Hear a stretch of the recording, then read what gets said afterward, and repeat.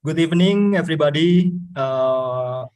Thank you for joining us today with in the talk show episode 7 from CPAS. So before we begin, I would like to invite, as usual, we will invite Pak Truman. Good evening, Prof. Good evening. Good evening. So I see here we have several Indonesian audience and then several participants from France, from Australia, from abroad, international participant. So monggo Prof, silakan if you want to introduce, make introduction before our discussion today about rock art dating across Indonesia that will be delivered by Professor Maxim Aubert from Griffith University, and then will be and there is also Mas AA and Ibu Karina Arifin. So Professor Truman, the time is yours to give some opening speech and then for introduction about our topic today. Okay, thank you very much. Selamat malam, salam sehat buat kita semuanya. Good afternoon, ladies and gentlemen. Welcome to the talk show organized by the CPAS, the Center for Prehistory and Austronesian Studies. CPAS regularly organizes monthly talk shows discussing hot issues in prehistory and Austronesian studies. The objective is to bring the past to the present by discussing new findings or new views that enrich our knowledge and broaden our horizons about the journey of the archipelago from the past to the present. Who are we? Where are we from? And where are we going? This is the most basic question for us as a nation. Answering the questions will give us a better understanding of our history and our identity. Siapa, dari mana, dan mau kemana kita sebagai bangsa? Ini pertanyaan yang sangat-sangat mendasar untuk memahami keindonesiaan kita, memahami kedirian atau identitas kita sebagai bangsa. And so far, the talk show has discussed several hot issues by presenting distinguished Indonesian and overseas experts in their fields. To mention some, there are issues of paleoclimate and paleovegetation. There is also issue of sea level fluctuations that influence human mobilities and culture in the past. Another issue I still remember is the early domestication in Indonesia and in its regional context. And in terms of Indonesianity, keindonesiaan, I repeat, Indonesianity. And there is a discussion about the plurality character of the population that has rooted long in prehistoric times. Another one is about the acculturation process that has colored Indonesian civilization. Those issues remind us that the Indonesianity does not appear ucuk-ucuk or suddenly in the present, but it has a deep root in the past and will continue into the future. As Ruli just mentioned, now we are on the 7th talk show and we'll discuss the hot issue of prehistoric rock art. For this, we have invited distinguished scholar, I think you know him, Professor Max Aubert from Griffith University, Australia. Bonjour Max, comment ça va, tout va bien? Oui, très bien, très bien. Je suis très ravi que tu es là pour la discussion. Merci beaucoup. Bienvenue. Okay, you know, the mother language of Professor Max is French, as he originally comes from Canada. I have known him since several years ago in the frame of the collaboration between the Arkenas Archaeology Research Center and the University of Wollongong before he moved to Griffith University. Yeah, worth reminding that this international research collaboration has spectacular discovery which shocked science and changed the world map in the field of rock art. By analyzing the dating of prehistoric paintings in several caves in Sulawesi and Kalimantan, Professor Max and the team succeeded in showing the world that Indonesian rock art is the oldest one, with an age of more than 45,000 years. This is a great achievement in science that is, I call it, ahead of its time. Bayangkan pada masa itu leluhur Nusantara telah mampu menghasilkan karya besar yang mendahului zamannya.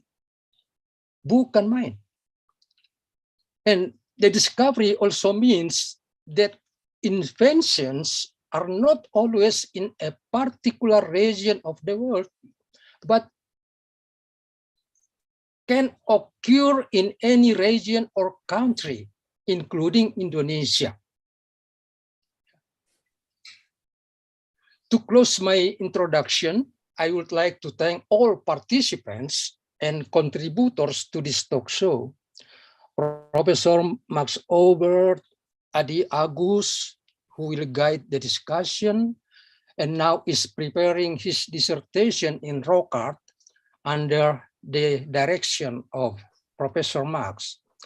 And also Mbak Karina, I think she's here now, yeah, who will give the closing remarks at the end part of the discussion. Okay, finally, I may hope that this talk show can give benefit to broaden our knowledge and insight about rock art, a universal prehistoric culture that may be found in every corner of the world. Thank you very much. Thank you very much, Prof. Truman, atas pembukaannya, for the introduction. So to save the time, I will pass the discussion. I will pass the discussion to Pak Adi Agus Oktaviana. Halo, apa kabar, Mas A? Jangan lupa masih di mute, Mas A. Oke, salam sehat ya, Mas A ya. Terima kasih banyak. We will have the discussion today, and it will be guided by Pak AA. And I will not introduce all the speakers today. Mas AA, of course, will introduce Pak Max and Ibu Karina for the concluding remarks. And then untuk menyingkat waktu, saya akan menyerahkan diskusi ini kepada Mas A sebagai moderator. Please, A, the time is yours. Thank you, Mas Ruli. Good evening, everyone. Tonight we will do a talk show. For the speaker is Professor Maxim Aubert. He is a full professor in Griffith University. Actually, we do research collaboration since in 2014, which is I joined in South Sulawesi research, and now I study in Griffith University with Professor Maxim Aubert. Before we start, Professor Maxim Aubert is an archaeologist and geochemist specializing in development and application of analytical technique to key questions in human evolution, such as dating of rock art and hominin fossil. His work has been named in the top 10 scientific breakthrough of 2014 and 2020 by the influential scientific journal Science. He also a National Geographic Explorer and world-renowned authority of human evolution. So, without further ado, please, Professor Maxim Aubert, the time is yours to start the talk show. Thank you. Okay. Thank you so much for the a pleasure to be here. I'll just start the time. And thank you for everyone also to be here.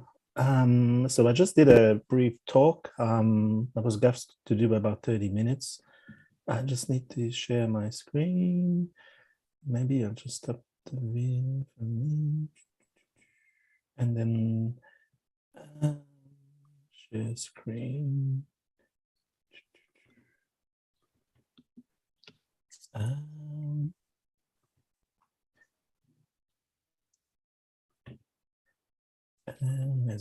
Okay. Okay. So I'm going to talk about the dating of rock art today, especially the dating of rock art in Indonesia. So the first paper that we published on that was in 2014, and that was published on the cover of Nature. So that's the one that we're seeing here. But I started working there, collecting sample in Sulawesi in 2012. So I've been working in Indonesia for quite a while, trying to get some samples to date rock art. So we know that we have a lot of rock art in Indonesia. So that's a map that Hadi did. So we have lots and lots and lots of rock arts, but we don't have a lot of dates. So at the moment, the dates that we have are from around here in South Sulawesi, in Maros Pangkep, and we have some also around here in Kalimantan. So first of all, I think we need to talk about the different kind of datings that we can do. So we can do relative dating, and we can do a scientific dating, which I call it an absolute dating. So relative dating is so we can tell how old the rock art is relative to something else. And the absolute dating is we have produced an age for the art based on a scientific dating technique. So an example of relative dating by subject matter. So here, for example, we have Austronesian-like paintings. So we have bows, for example, we have chickens. Here, I think what I believe is the same motif that was found on pottery, for example. So we have a broad idea about the age of that rock art based on that. We can also look at the superimpositions. So that's a cave in Borneo.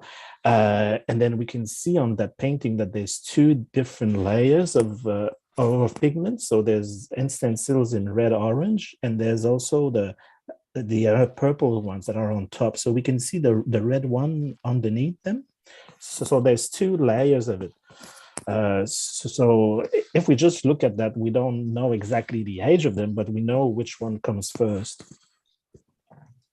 So absolute at dating. So there's two methods that have been used in Indonesia. So we can use radiocarbon dating. So in this case, we've dated an Austronesian, like a painting in South Sulawesi.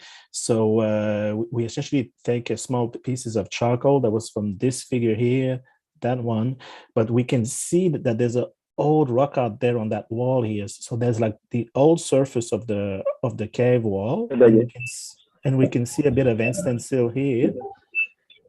And then the surface of the wall has like flaked away, and there's more recent paintings that were made on top of that. And so we took a sample. So someone's got their volume on, so I can hear some noise in the background. So we took a sample for radiocarbon dating of the charcoal, and it gave an age of 1,672 plus or minus 20. So that fits quite well for that time and for the style of the rock art.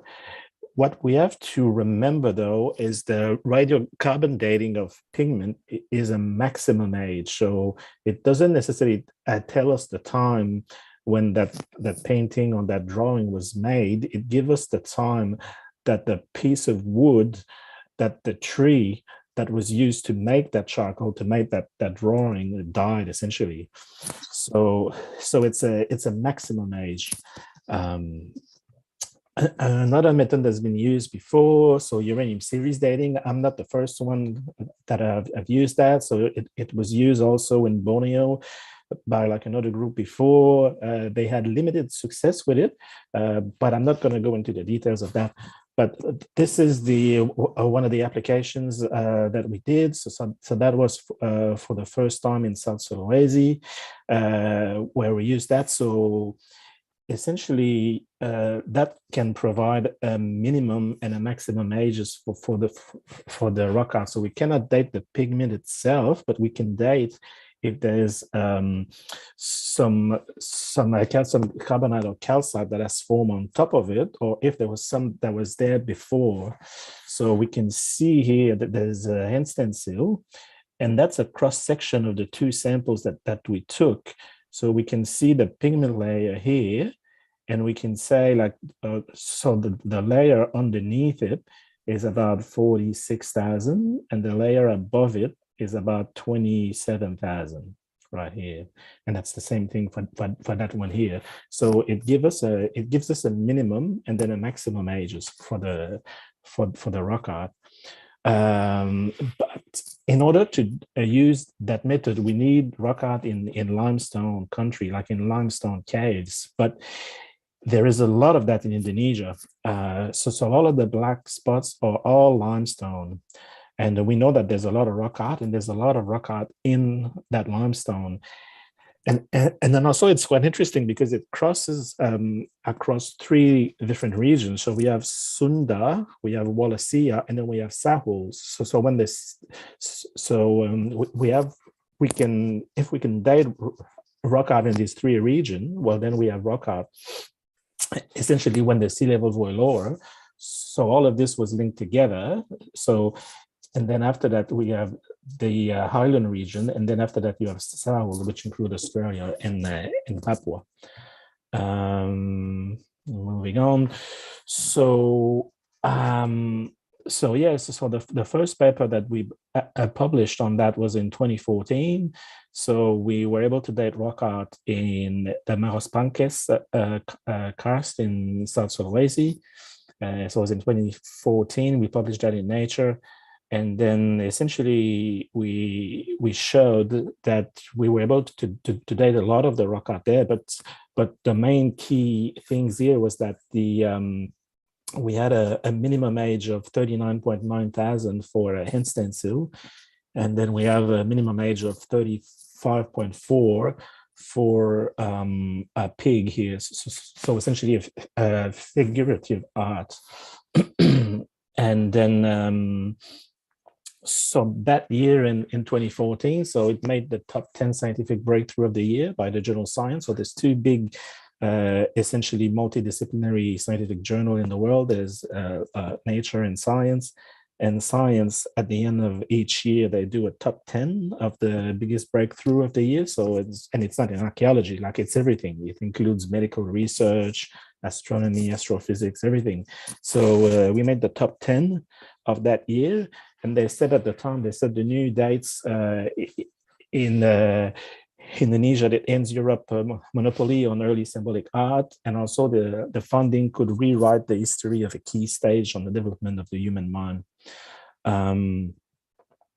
Then we knew from the work of the French people, like for example ᴘᴇᴜᴛᴏ and Chazin, and then also 𝘊𝘗𝘆𝘍𝘊𝘂, who were working in Borneo, that there is also a lot of rock art in Kalimantan.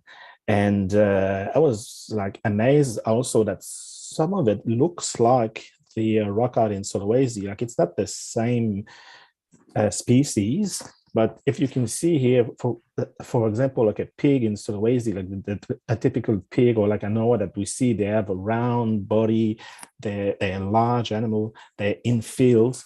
And that's one of the bovids in Borneo. So we can see like it's got some sort of the same style. And so we thought like it would be good to go there and have a look and see if we can date it, because as I said before, the French people have worked there before with ᴊ𝘗𝘆𝘍𝘊𝘂, and they had some ages for some of the rock art in one cave there. So we published the first paper that was in 2018. We published that in Nature. And what we managed to show is that we got a minimum age for a hand stencil of 37.2.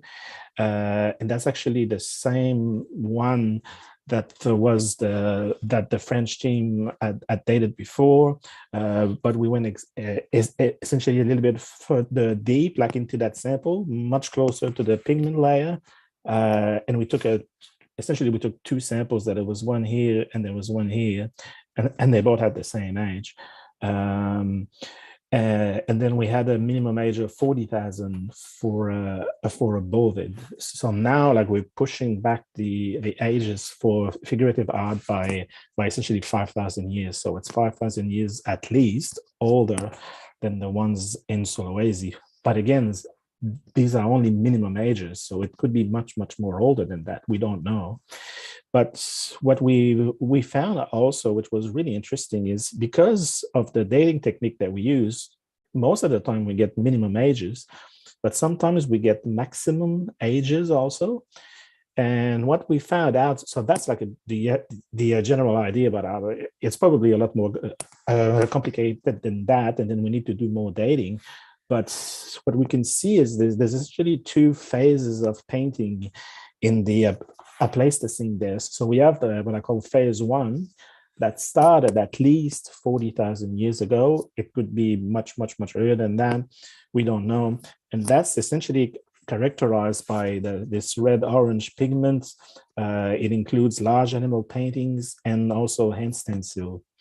And there's phase two, that we know from the dates that we have the minimum and the maximum ages, that it started at the last glacial maximum. It started about 21 to 20,000 years ago. That's characterized by a purple pigment. It's got also hand stencils. It's got decorated hand stencil, and there's also human figures. So we can see here the two styles again on that image here. So we can see the first phase of which is here, and here, and then on top of it, we have a beautiful arrangement of hand stencils that we think are at least 20,000 years younger. And also, so that second phase, it also has hand stencils that have been decorated. So they've got lines inside of it. Sometimes they're joined together. And also there is human figures. So we only managed to get one minimum ages on top of a human figure, but it gave us an age of 13.6. So we don't know if it's a third phase, which is a bit more recent, or if it's also a part of that same phase that started at the last glacial maximum. the time. Problem. So after we published that, we went back to Sulawesi, and then there's 2 new sites that were discovered, and one of the sites we actually found a scene, essentially like a narrative scene. And so I'll just see if I got so so essentially it's a beautiful panel, and there's a lot of animals, and there's also humans, and it's actually, and it's a story, so we don't know if the humans here are either spearing a pig and then a Noah, or they may be using ropes also, we're not quite sure. But the minimum age for this scene is 43.9 thousand years old. So then we're pushing back again the ages for figurative art for like another 4,000. But also it's the first example that we know of a picture story. So it's a story. So us as a human species, we like to define ourselves as a species that likes to tell stories. Well, that's the first example of it, and that's at least 44,000 years old. And another thing that's quite fascinating about this is the human figures here. They're not quite human. So some have like a tail, for example. So some have like a beak, for example, like bird, etc. So they're kind of half human and half animal. And there's a term for that. It's called a therianthrope. So it's not only that we knew before that humans were able to depict like handstand still. They were able to depict the things that they could see, the large animals, etc. But at that time, at least 40,000 years ago, they were able to conceive and to depict stuff that doesn't exist. So that's a really, really, really big achievement. So again, we made the top 10 scientific breakthrough in science in 2020 for that discovery. And at the time they were saying that it decisively unseats Europe as the first place where modern humans are known to have created figurative art. And also talking about those half human and half animal figures, they said, well, if it's true, well, then it's a sign that our ancestors have passed an important cognitive milestone at the time, the ability to imagine something that actually doesn't exist. So we also publish more work also on Sulawesi. So there's another site that we visited, and now it's the oldest one at the moment. So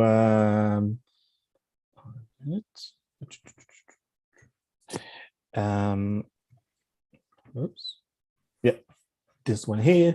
And then so it's a beautiful site. It's in a beautiful place. We have to hike about an hour to get there, and then there's essentially 3 or 4 pigs there, and we were able to collect a sample over one of those pigs, and we got a minimum age of 45.5 thousand years old. So at the moment, this is the oldest rock art in the region. It's the oldest rock art in Indonesia. It's probably the oldest rock art in the world also.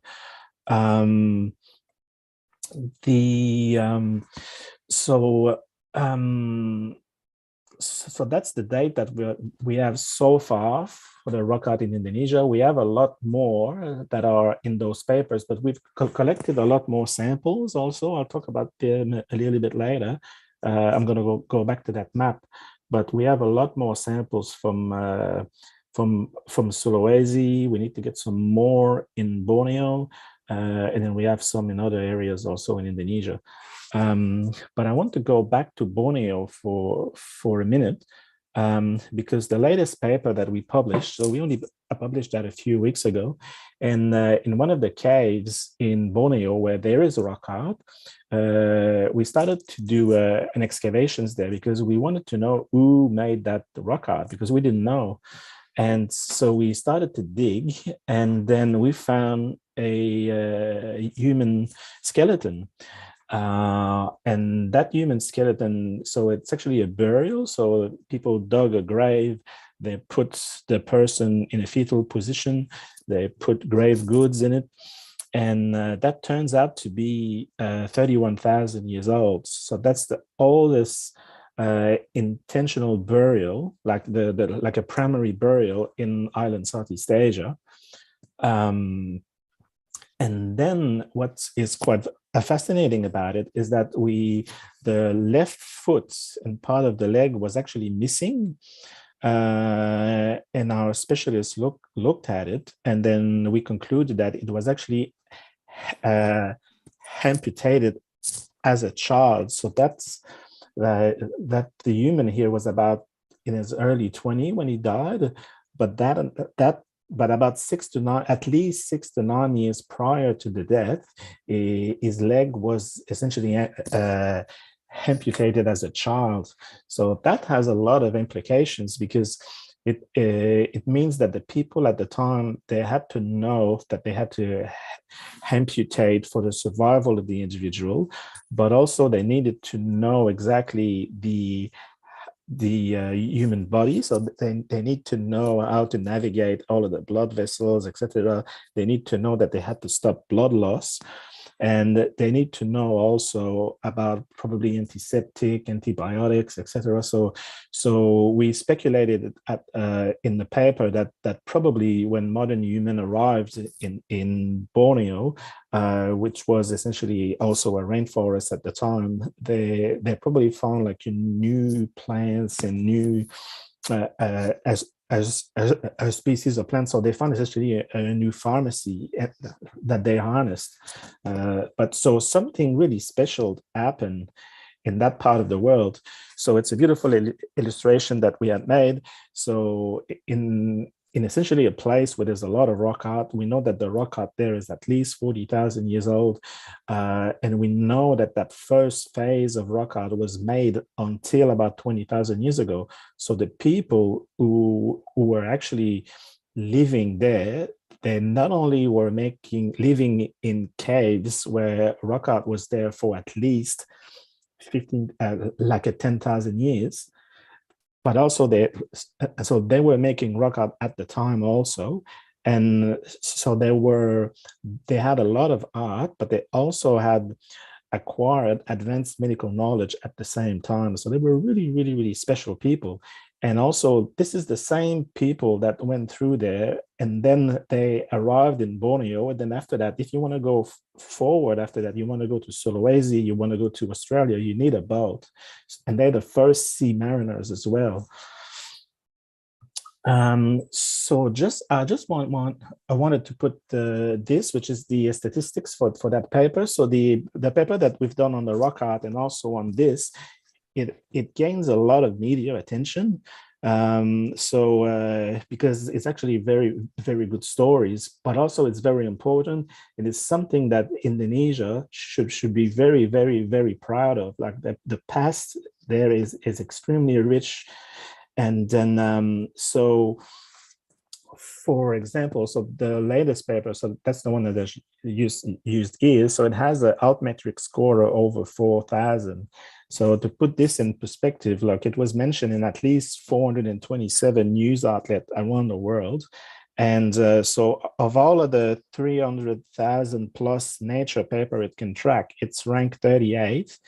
And on the over 22 million papers that it can track, it's ranked at 1,016. So it has a really, really, really huge impact across the world. So I just want to talk about something else very quickly. So I'm going back to that hunting scene in Sulawesi. And so we dated that before to 43.9 thousand. So the way that we do the uranium series dating is, as I explained before, so we go there, we cut a little piece of sample out, which is about 1 square centimeter, sometimes a little bit bigger, sometimes a bit smaller. And then we bring that in the lab. And then after that, we drill, or essentially we micro excavate layers. So that's, let's say like this is the pigment layer here. And so we micro excavate in powder like this layer, this layer, this layer, and then we have essentially 3 subsamples. So that's how we got the dates here of 43.9. So that's a separate sample here. So that's PSP 4.4.3, which is that one here. And now I developed essentially a new method to do that. So we still need to go and collect a sample in the field, but instead of using a micro drill and collecting the powder, and then after that, it needs a lot of chemistry and all of that, we can use a laser ablation technique. And we just need a flat surface. And then we can do, so here, like in this case, we did rasters. So there's 1, 2, 3, 4, 5, 6, 7. And so we did 7 rasters instead of 3, but we could have done a lot more. So we essentially using every ear, it's about 100 microns across. So we can go essentially much closer to the pigment layer. So we're still working on that because the errors sometimes are relatively large, but we think it's because of the laser that we have. So we're getting a new laser. It's going to be installed in the next few weeks. And I think it's going to solve that issue. But we can see like even with those large error, so for that sample that we had a minimum age of 41,000, well, now we have a minimum age of 46,400 for that. And I was able to go back to that sample, and there was a little bit of the sample like left on top of that pigment layer. So I micro drilled that again, and then I got a solution age. So, like the method that you used before of 50.3 plus or minus 0.5,000. And I'll just give you also the age for the other sample. So that one here, that was 43.9. Well, now the minimum age that we have is 45.5. And for that one here, which is it's essentially 𝘊𝘗𝘆𝘆 that is speared or like attacked by those human adhering interrupt, then the minimum age for that is 51.1. So now we're pushing back the dates by 7,000 years. So that's just to show you an example of what we can do now. It's extremely fast. So we just need to get a sample, and then it's really, really fast. Like the same things that we could do before that was taking months and months and months, we can do that in one day. So I'm going back to that maps. So there's lots and lots of rock art in Indonesia. The ones that we've dated so far, so it's here and here. But we need to go back to Borneo to get more samples, because it would be good to get like essentially more dates on those human figures. And then also it would be good to see like if we can get a bit older. And then in ᴊ𝘆𝘆 we have a lot of samples that are waiting to be processed. So we also have some over human figures. For example, we got some in this region also, here and here, and we have some also in this region. And then we do have also older ages also for rock art, but even older than the one that I just mentioned, but that's all I'm prepared to say at the moment. And then I see Eddie's laughing. And then, so that's the conclusion of my talk, and thank you very much. Thank you, Professor Maxim Aubert, for the great presentation.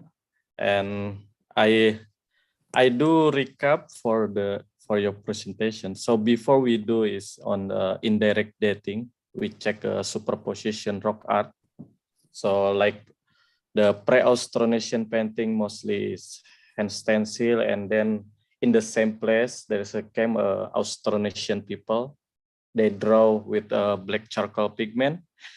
And for the rock art dating, Professor Maxim Aubert and our research collaboration, we use uranium series, and get the date with a minimum age.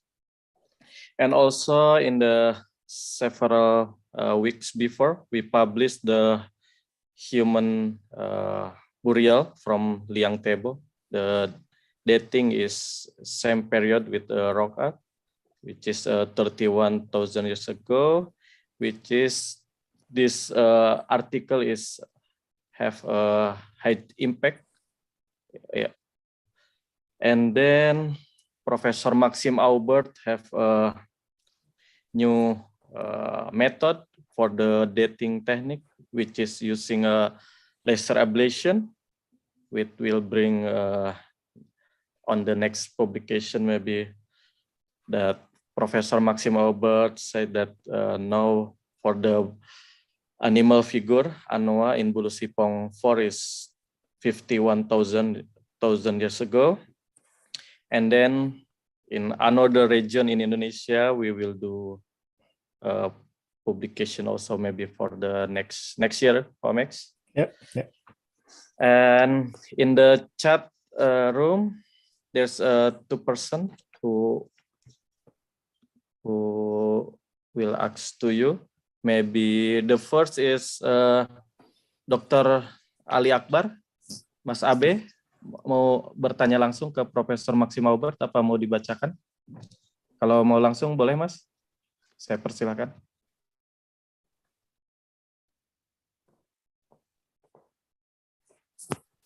Tolong bacain aja, video saya lagi nggak bisa. Dan bahasa Inggris saya nggak bagus. Silakan Mas A, makasih. Sama saja, Mas. Boleh, berarti saya bacakan ya. Okay. First question, Mas Mac, is there's any dating for the boat motif in Indonesia? No. We don't have any dates for the boat motif. There's a beautiful image in Pangkep with a boat motif. It looks amazing. Well, there's 2 canoes and there's people that looks like with spears on it, like. I didn't find any boat motif with samples. There are some for like Austronesian boats that we know probably based on style about the age of it. There's also sailing ship like European sail ships, etc. So we probably could get like an age on them, but yeah. Okay, maybe in the future we will get the sample from boat motif, because I see maybe in Kisar Island or in Wetar. We will discuss with Prof. Su. And the second question is from Pak Sherman Sofi from Malaysia. Please, Pak Sherman, if you want to ask directly to Professor Maxim Aubert, please. Hello there. Hello. Hello, Dr. Maxim. Hello. And hello there, my good friend, Adi. Hello, everyone. My name is Sherman Sofi. I'm from Sarawak, Malaysia. I just got one question for you, Dr. Maxim. It's just a quick question, actually. Can we date petroglyph rock art? I know that I follow your work with Adi since 2017, actually, because Adi come to Kuching, helped me on the Nia Cave rock art painting, including some of the rock art here for charcoal drawing in Serian. Just a quick question, Dr. Maxim.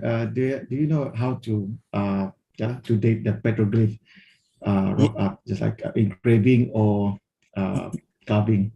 Yeah. Well, it's probably possible to do it if there's also like a coating that has formed like inside of the groove of the engraving, especially like a calcite, for example. So if it's in limestone. So I was supposed to go to Papua New Guinea next month because I have a project there in the Great Papuan Plateau, and one of the things there, so we're doing excavations, but there's also engravings, and there's some we think like a calcite that has formed after it was engraved. So if we can date that, well, so it can give us a minimum age for the engraving.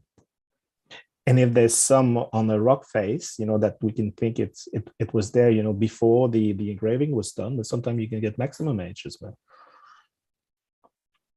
Oh, thank you for that answer. Okay, thank you for the question, Pak Sherman.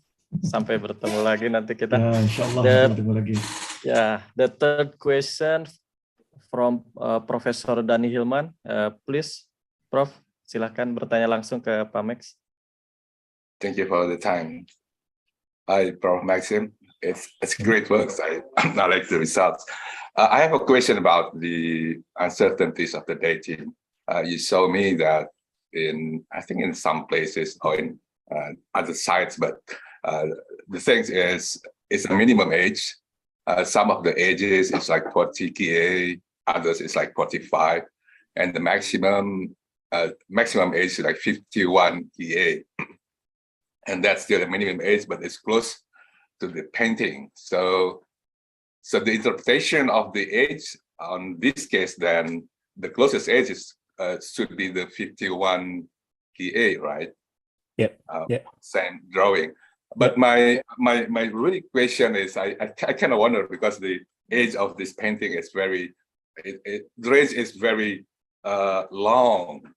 Some of them is like 35, 40, but the others is like 20 𝘗 or 15 𝘗. So it's a long time. We are talking about a few tens of thousands. It can amaze me because this place is occupied for a very long time, maybe at the same place, because it's produced. So my question is about that younger age, like 20 𝘗. Is that really represent a much younger culture? Or it's because it's a minimum age also, so the true age could be close to like 51.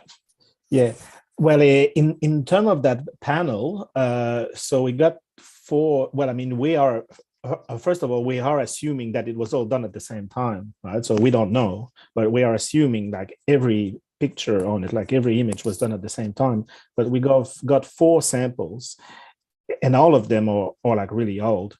But it's just like the samples that are formed on top of the pigment layer. First of all, they can start forming at different time.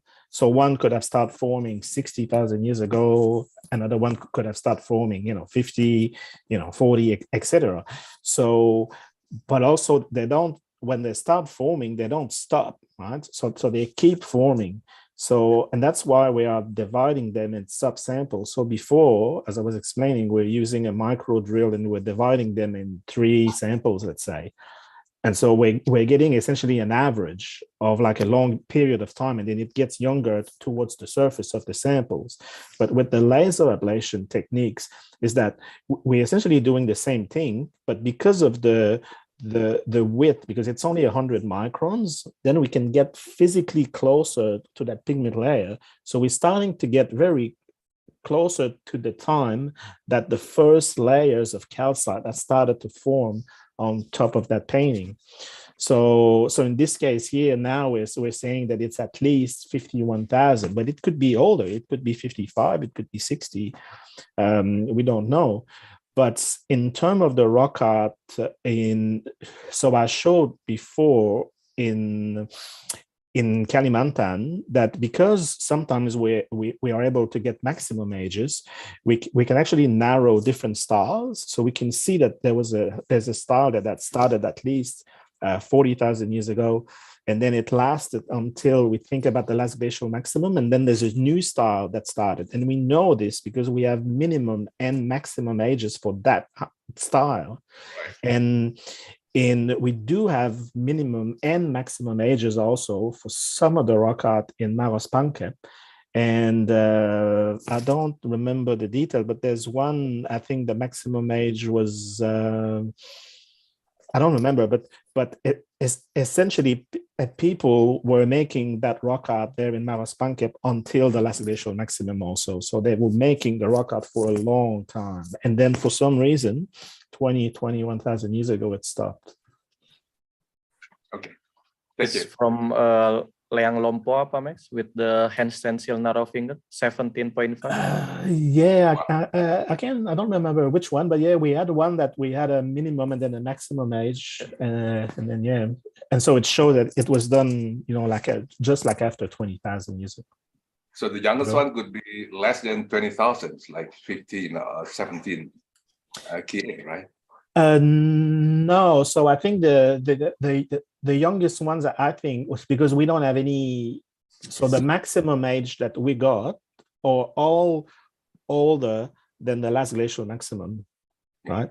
So it means, like, I think that all of that rock art, essentially people started, I don't know, 60, 50, and then it stopped at about 20 or 21,000. Thank you, Professor. Thank you. Okay, thank you, Prof. Dani Hilman. The next question is from Mas Ilmi. Mas Ilmi, kami persilahkan untuk bertanya langsung ke Profesor Maxim Albert.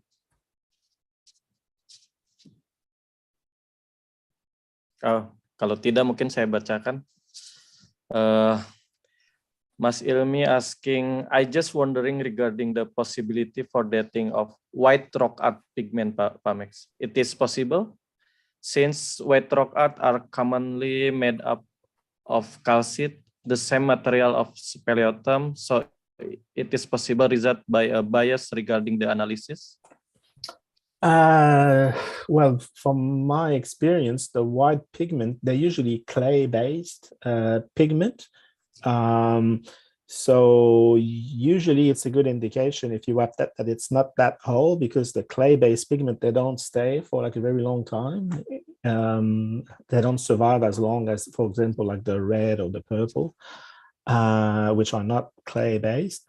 But so I don't know if they made a calcite, but even if they were, it would only be powder.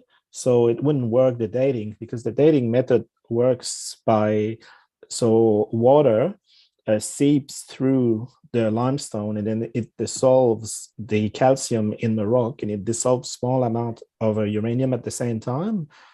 And so like it's essentially water, and then it reprecipitates at the surface. So it forms essentially a new rock. And that's what we can date. Okay. The next question from Mas Edi Gunawan. Mas Edi mau bertanya langsung ke Profesor Maxim Albert, please.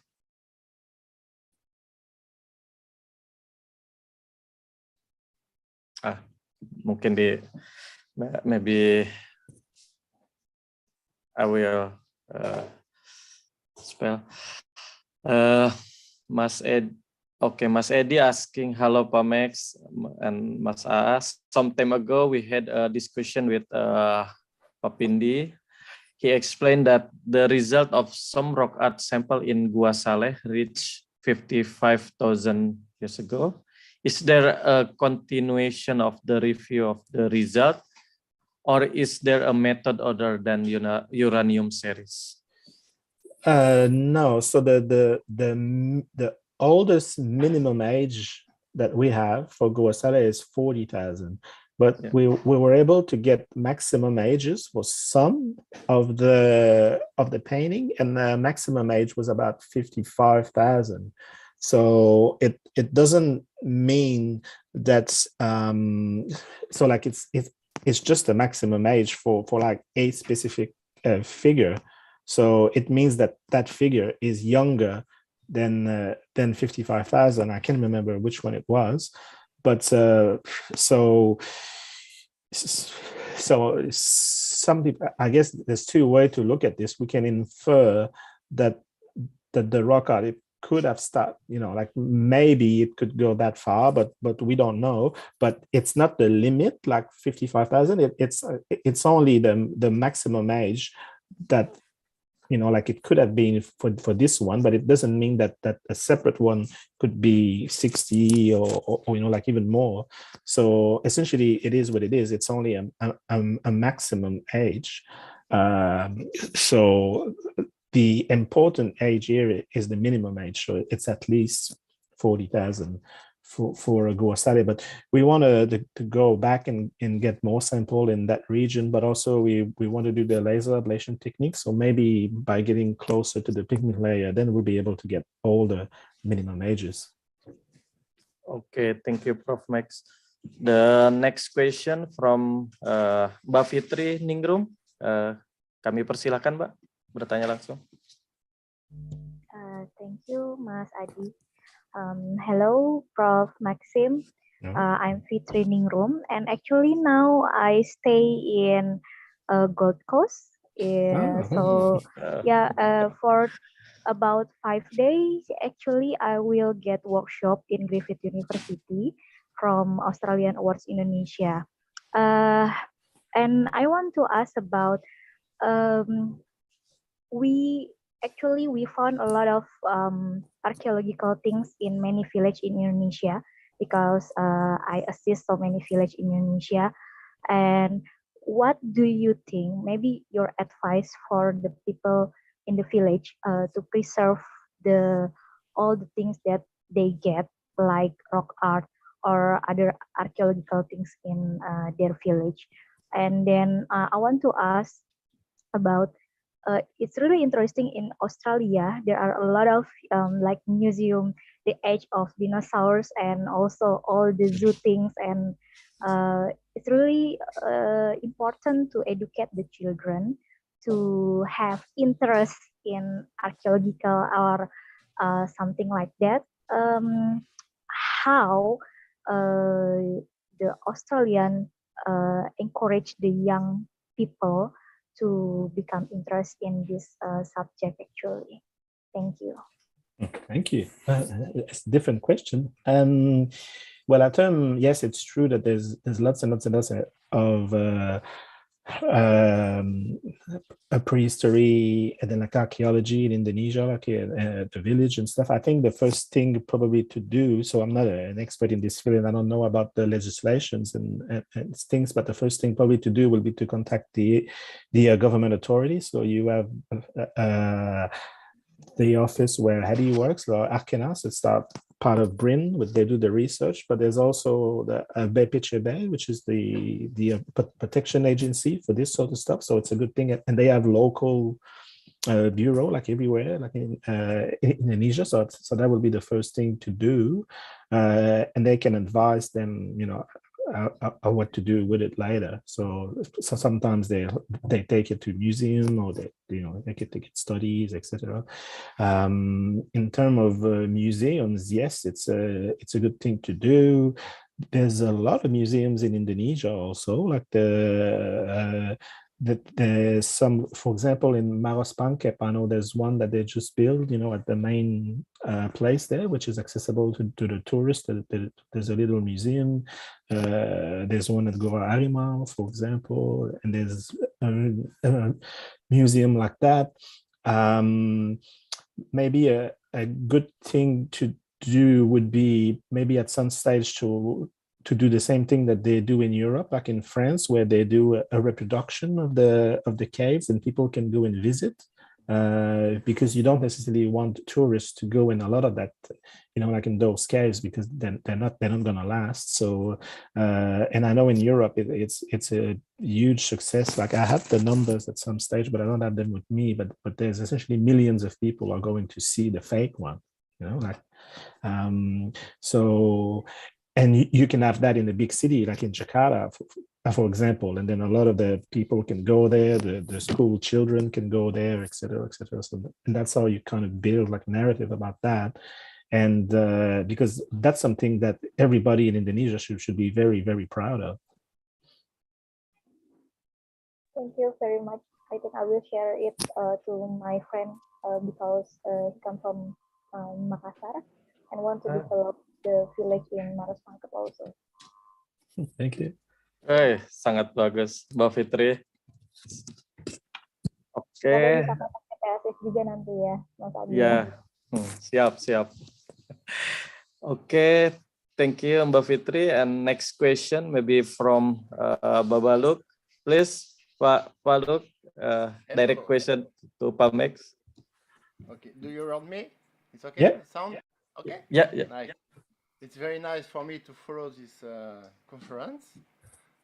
I am far from Indonesia, but Indonesia is like my second country. It's already in my heart, and especially with Papindi. So my question is very technical to Maxime. I don't really understand why the end bouquet, we call that end bouquet in 𝘊𝘪. You show in your presentation 7 handprints together.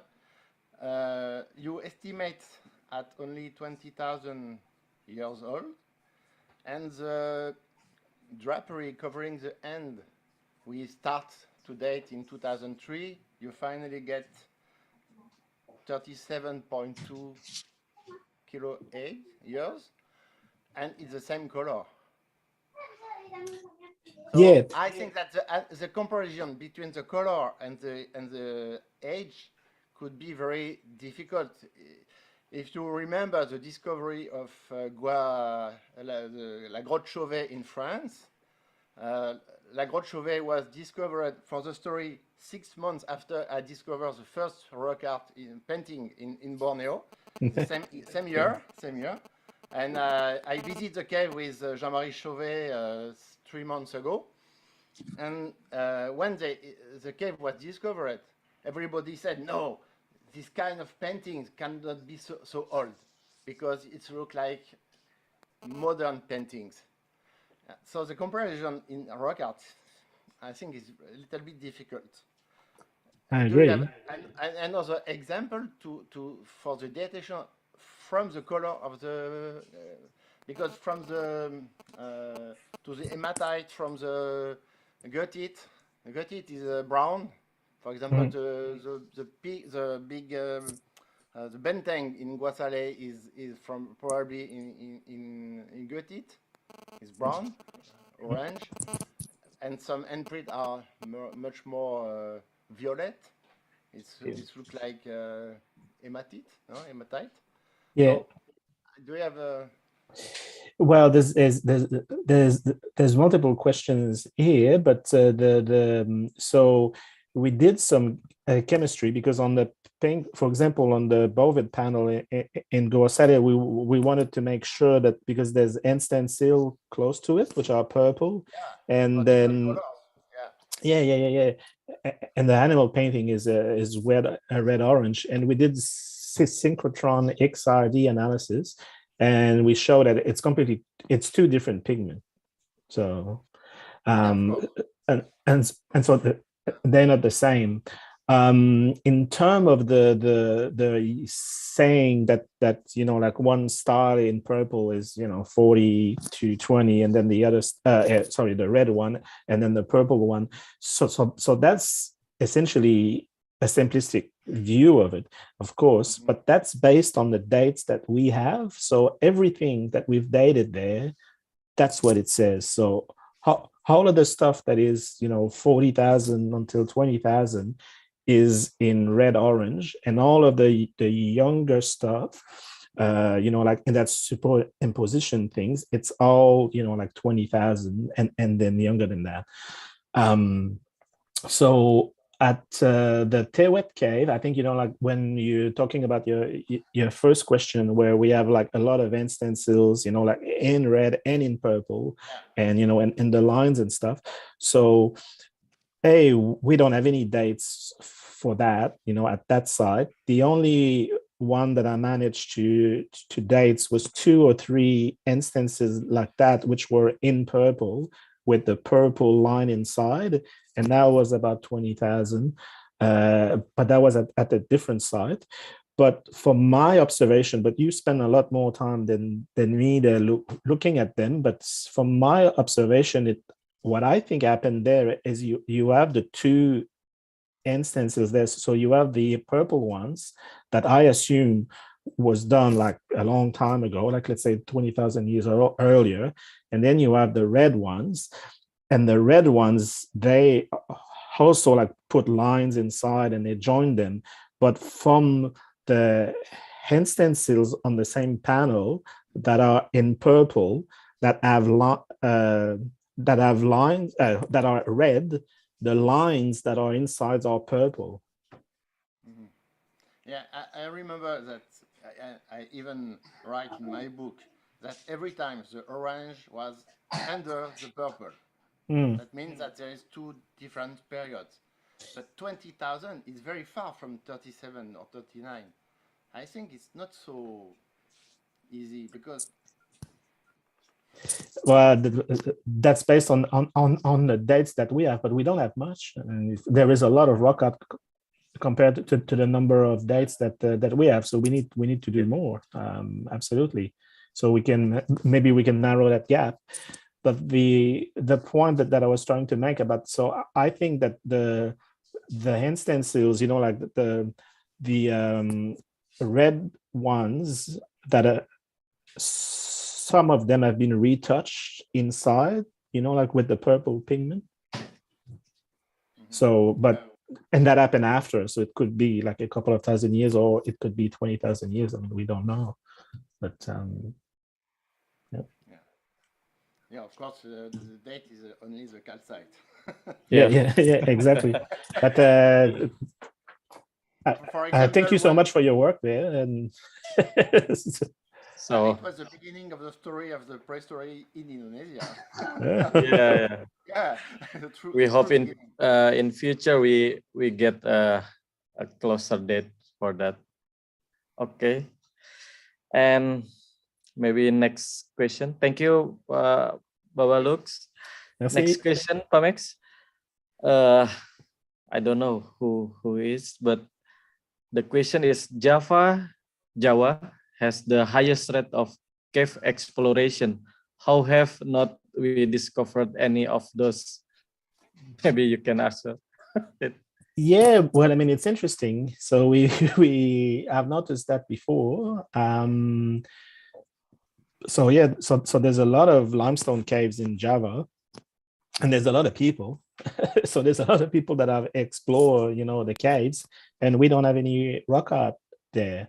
And I think one possibility is because, so when humans left Africa and then they went to Asia, and then they arrive in Southeast Asia, well, then at some stage there's two essentially routes that they can take if they want to arrive in Sahul, like in New Guinea, Australia. There's the northern route that takes the northern island chain. So you go to Borneo, you go to Sulawesi, probably Ceram, and then Papua. Or there's the southern route. So you go to, so essentially you go to Sumatra, Java, and then you keep going until Timor. And then from Timor, then you probably take, you go south, and then you arrive in Australia that way. It's interesting that all of the rock art, well, I mean, we've only dated some in two places so far, but it's on the northern chain of islands, and there's not much rock art on the southern chain. There was none in Sumatra before, but there's some that were more recently founded, but they're more recent rock art. So they're like Austronesian style rock art. So maybe, so that's only a theory, but that the initial group of people that, you know, arrived in Australia 60,000 years ago, they may have used the northern route, and on that way they were making rock art, and that's why there's none on the southern route, but it's only a theory. Yeah, thank you, Pamex. Actually, last week also I got to eastern part of Sunda in Madura Island, but yeah, we looked at several caves with massive one, but yeah, we not yet any trace of rock art pigment there. Okay, maybe no another question. Maybe Prof. Truman will asking another question.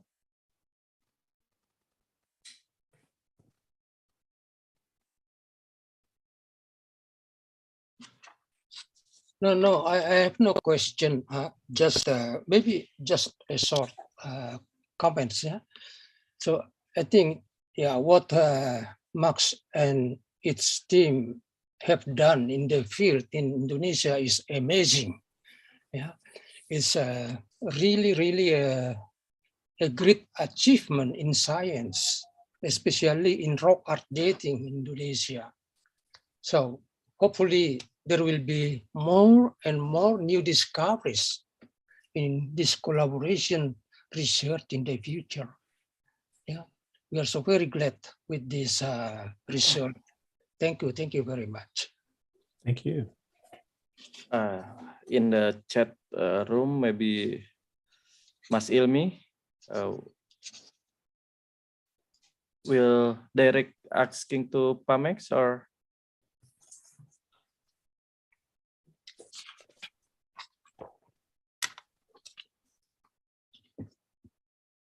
Okay, I will. Saya akan bacakan. According to the dating result, Sulawesi is now older than Borneo rock art. How this impact of migration theory, Pamex? Well, that's based on the laser ablation work that I just showed. So, and that's a secret. So you can call. Oh, it's for the next publication, right? Yeah. But okay. No, but that's fine to show. But the well, I mean, it's again like it goes back to the dating technique. It's a minimum age. So yes, so it's at least 51,000. In Borneo, we got a minimum 40. But again, like I'm pretty sure that if we applied the same method with the laser to the samples that we've dated in Borneo before, they're going to be older. So yeah. So I wouldn't be surprised that the rock art, like that the oldest phase of the rock art is as old as the arrival of modern human in Island Southeast Asia, like because we know human arrived in Australia, I don't know, maybe the date is a little bit controversial, but let's say between 55 and 65, like if we look at the era, but let's say like 60 plus or minus 5.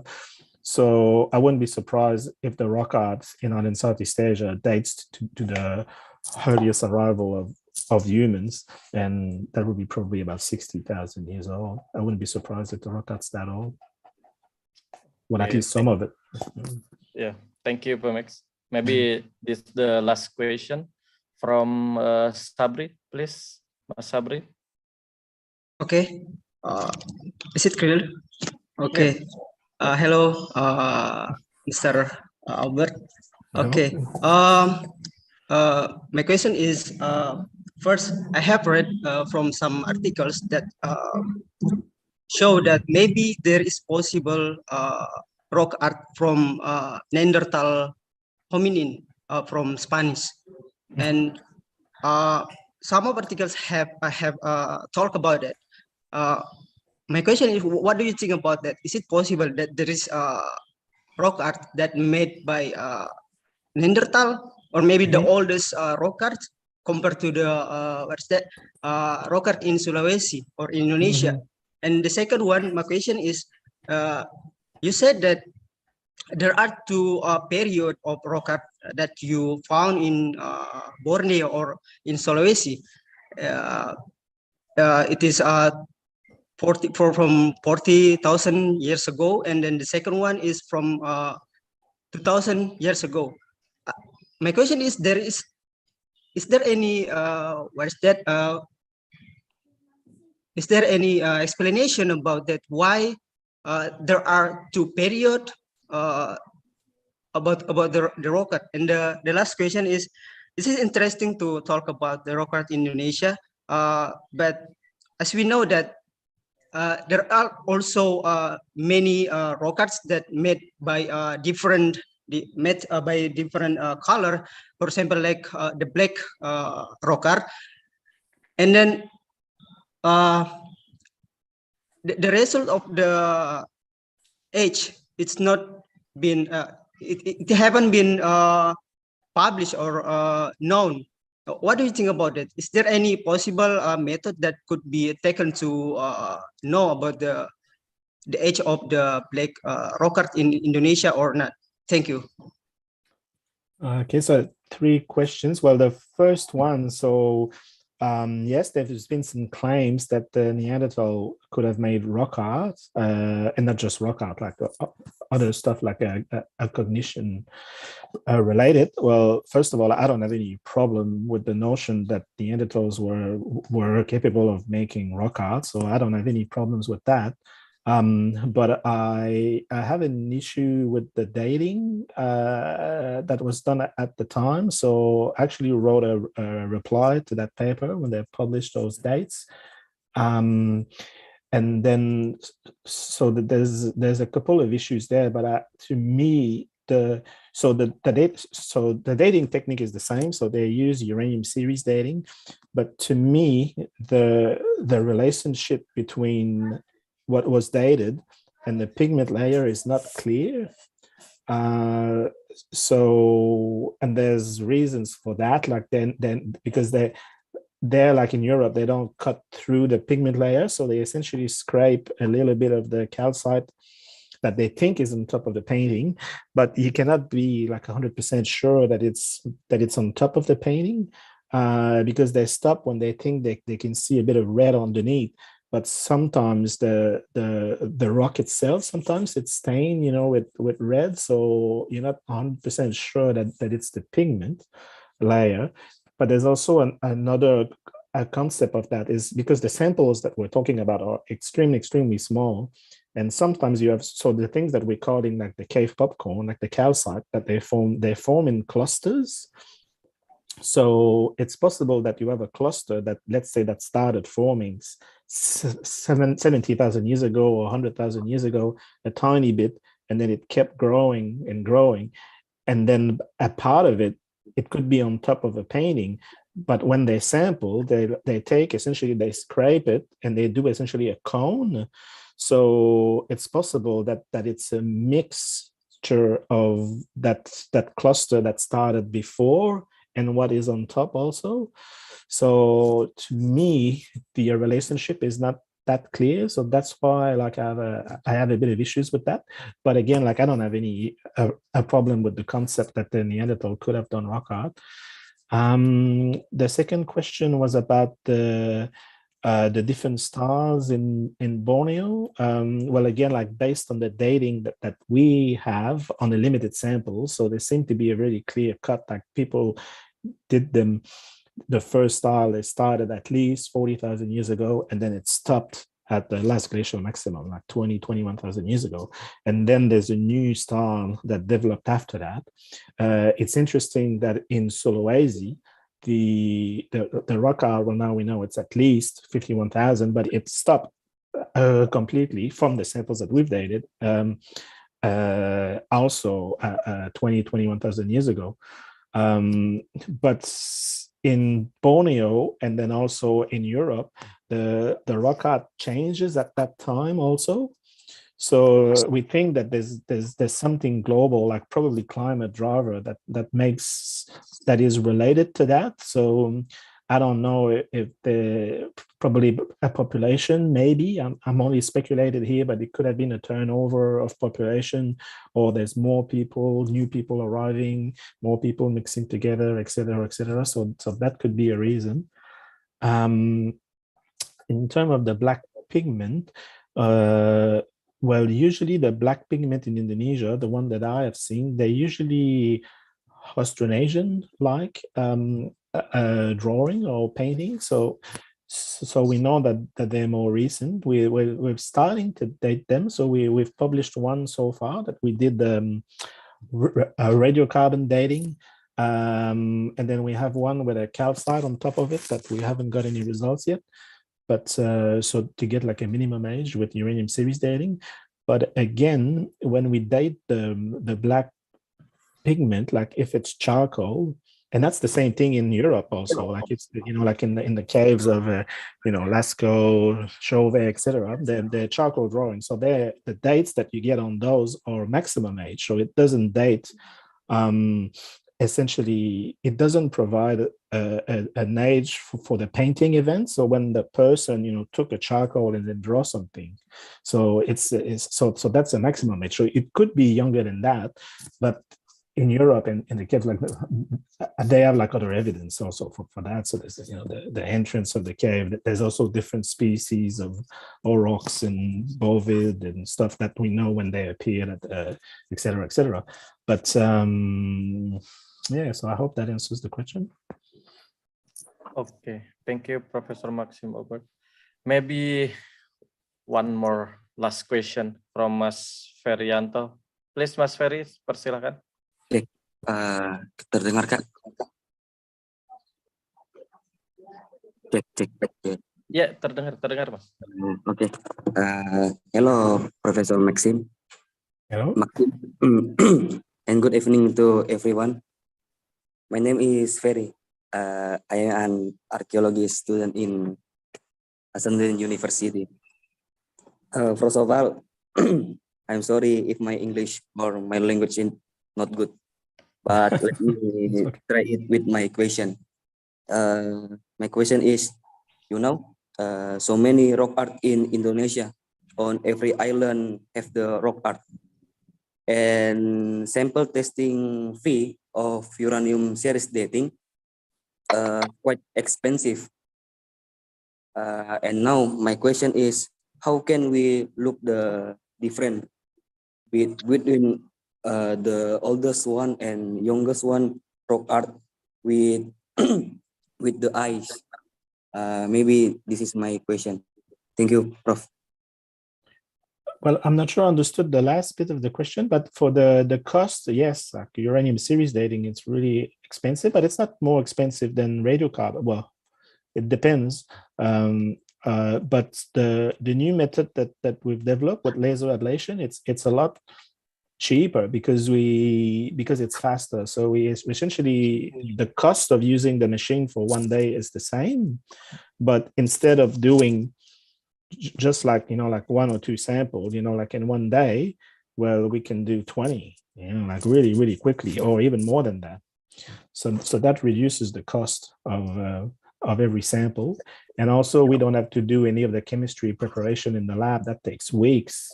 And that's also very, very expensive. So we don't have to do that. The second part of the question, I'm not sure I understand. Is how we can determine there's oldest pigment for the oldest rock art or the youngest one. Maybe I can answer question, Pak Max. Screening awalnya begitu, Kak? Ya. In bahasa gini, Mas Ferry, kalau kita di gua, kita bisa melihat bahwa ada gambar yang di 40.000 sampai 20.000 itu di lapisan kulit dinding yang masih lama, belum yang ada flaking. Nah, yang lapisan kulit dinding yang flaking itu biasanya warna-warna putih, Mas. Nah, itu kalau di warna putih itu ada gambar-gambar yang hitam. Nah, di situ kayak tadi Pak Max menjelaskan bahwa gambar-gambar Austronesia yang warna hitam itu berada di atas gambar-gambar yang kayak cap tangan gitu. Seperti itu, Mas Ferry.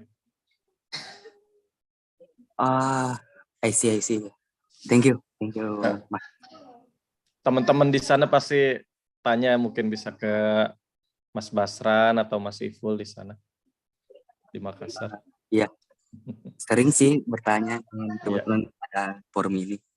Oke,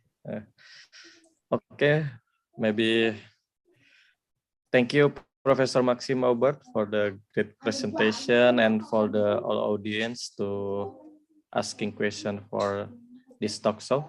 Maybe we hand over to Mas Ruli Fauzi. Kami kembalikan. Terima kasih, Mas. Okay, thank you very much, Masa. What interesting discussion. And wait, I will put my spotlight. Okay, thank you very much, Prof. Max, and all the audience, all the join the discussion today. We will have brief concluding remarks. We will ask and invite Ibu Karina Arifin. Ibu, halo, selamat malam, Bu Karina. So, Bu Karina, kepada saya baru bertemu langsung, Prof, tadi. Iya, Prof. kebuk sekali. Sedikit cabi saja kok, Bu Karina. Tetap seperti dulu, tidak banyak berubah. Jadi Bu Karina akan menyampaikan kepada rekan-rekan yang ada di sini, monggo Bu Karina dalam bahasa Indonesia, dalam bahasa Inggris terserah, tapi semacam concluding remarks atau kesimpulan bagi audiens yang ada di Indonesia mengenai kenapa sih gambar cadas itu penting, terus juga apa dampaknya ketika ditemukan gambar cadas tertua di Indonesia. Kami minta pendapat Ibu Karina sebagai profesional dan juga arkeolog senior yang sudah senior, ya? Iya senior sekali Bu Karina yang sudah melalang buana di wilayah Kalimantan. Monggo Bu Karina, waktu dan tempat kami persilakan. Ya, terima kasih. For the last 40 years, we have seen major breakthrough in archaeology. First is, of course, the advancement of dating method. It has enabled us to directly date tiny samples without destroying the object. In rock art, this is an important invention, since for the first time, people can include rock art accurately in the discussion of history of the rock art, the material culture found adjacent to the art, as well as the people who made it. So it's not detached anymore. Rock art can now be used to explain the development of style precisely and the evolution of symbolism, which in turn give us an understanding of how we see the world through representation. Rock art is no longer an alien in an archaeological assemblage. It can contribute profoundly to the development of human creativity and imagination through visual expression. So now we can put rock art into an accurate chronological framework and integrate it into a wider and more comprehensive discussion of human behavior and belief within the same site where the rock art is present. I think before rock art was regarded as something detached. It's not related to the archaeological assemblage around it. And people, rock art was not regarded as something important. I remember when I just came back from Australia after finishing my master's degree in early 90s, I proposed to teach a course in rock art, and the reaction was not really exciting. Even one of the lecturers said that it shouldn't be taught in Department of Archaeology. Instead, it will be better if it's in Department of Art History.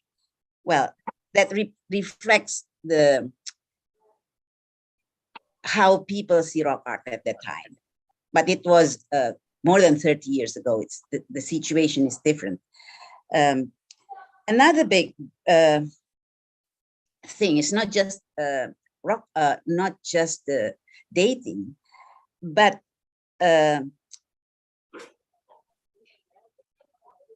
the advancement of digital recording also have a great impact on rock art studies.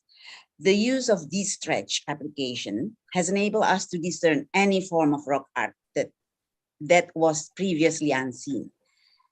The use of photogrammetry also give us a very different perspective on the shape, location, placement, and use of space in rock art. So something that previously was not, we are not able to see and think that there's nothing in the cave. Actually, there are plenty, and I think Maxim showed the picture where originally you can't really see things, but with the enhancement, the painting, you can see clearer. Well, another breakthrough is the shift of paradigm from processual, with its primary concern to explaining human adaptability to their environment, and relying on the whole community as the agent of change, to post-processual, which concerns more symbolic behavior of individuals. The latter takes a better account on the varied ways that different people understand the world to operate, as well as in explaining meaning and symbols. And it's something new, of course. This is in line with rock art research. The complex issue of gender become one of the interests in rock art endeavor, as well as the use of ethnographic account in the production and meaning of rock art, shed more light on the multiple subject of representation and level of meaning, as well as long biographical life of rock art. This, of course, bring awareness of the long-term usage of rock art sites that include reuse, reinterpretation, repainting of the art. Rock art is not only regarded as remains of long gone people, but it is now often in several parts of the world recognized as an ongoing cultural tradition. This in turn gives more involvement to the indigenous people's recognition of their culture and ongoing tradition. And in several parts of the world, rock art research is now often conducted in collaboration with the local indigenous people. So we don't just see it as something old, but it's something very much still in use by the Aboriginal people. So all this advancement in technology and chronometric dating, as well as the exploration of intellectual approaches, have made rock art studies thrive and flourish, and place rock art studies in a more recognizable and respectable position in archaeological investigation. And I think we see it now more often, and even probably the most published archaeological research is rock art. And of course, it is very exciting. And I hope it will thrive more in the future with all the availability of modern technology, because we know mostly it is all like the chronometric dating is quite expensive, but hopefully it will be done more in Indonesia, and more people can do research in rock art. I think that's what I can say. Yeah.